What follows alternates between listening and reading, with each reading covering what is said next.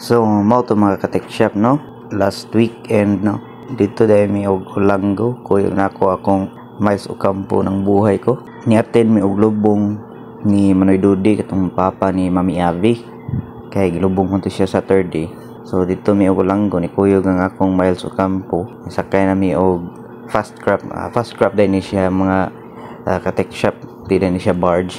So thanks sa info ni Uncle Bunal.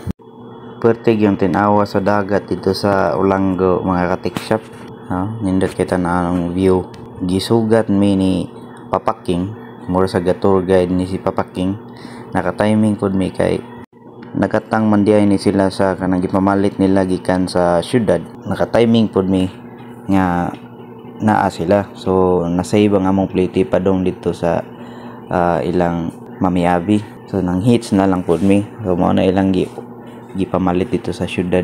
So padong nami karon sa balay nilang Mami Avi. Ang among driver is ang akong Brad, kinakusgang Bunal Uncle. Bunal Col. Nya ang kanang naglingkod sa right hand niya, right side niya si Partex, kinakusgang right hand ni Kapitan Donji. Once nga moagi ka sa pantalan, syempre nadyo kay bayad kay gipasulod man nimo imong sakyanan o gipagawas, nadyo kay bayad ana. Alright, let's go. So naabot nami sa balay mga ka-tech shop. Nya nag-relax mi kadiyot and then nag-start na sad og kanang hatod sa lubong padong sa simbahan. Perting daghan ng tao mga ka-tech shop kay basta maayo kang tao, daghan jud mahatod sa lubong. So, perting daghan na sa tao murag usa ka barangayan jud ni mga ka-tech shop pero usually mga silingan ni nila o mga kaliwat. Wala pa labot ang taga Mandawi ani kay ang mga taga Mandawi murag wala kayo koy nakita taga Mandawi dito kay magbiyahe pa manggod og fast craft. Nya padung nami uli ani ni Miles Ocampo mga ka-tech shop. Nya nagkuyog na lang pud mi ni Papaking. Sakay pud gyapon mi og fast craft. Kani siya nga fast craft medyo gamay pero mas kusog niya tong yellow nga fast craft.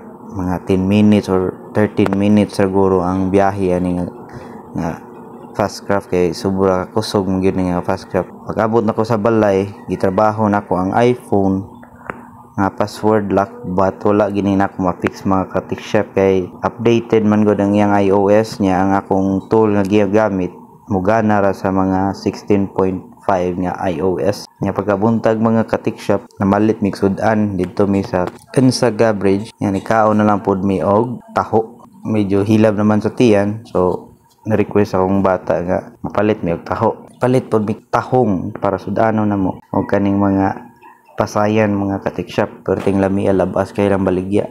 At tumo dito sa Ensaga Bridge mga ka-tech shop na sila market dito. Pwede mo mutan-aw ganahan mo palit og mga seafoods dito mga ka-tech shop. Nga na ako diri naglingkod-lingkod mi nagpaabot sa iyang mama kani akong paraigon nga baby girl. Paraigon kani siya siyang papa mga ka-tech shop. So mao to mga ka-tech shop no. After na mo mamalit og sudan, hapit na lang pud ko sa PPFC club kay naa may meeting. Attend lang pud ko sa meeting pero wala na kumuduwa mga ka-tech shop kay medyo na ikapoy sa ko pagkatong pagsabadno naghatod mig lumbong. So igo na lang ko ni tan-aw paabot sa meeting. Gisgutan dito ang mga next plan sa PPFC Club which is same ra gyapon last year. Padayon lang gyapon na mga bag-ong visitors niya. Ang nag-meeting namo si kinakusgang konsehal Jimmy Soko. Shout out to konsehal. So gisgutan dito sa meeting ang mga plano sa PPFC o sa liquidation sa niaging liga mga ka-tech shop. Nga kung interested ka mo tan-aw sa among mga duwa, ako nang gipang-upload among mga video dito sa Ball is Life nga YouTube channel. So i-search lang nimo Ball is Life John Burn or Ball is Life PPFC. Makita na nimo dito ang mga video namo. Let's go.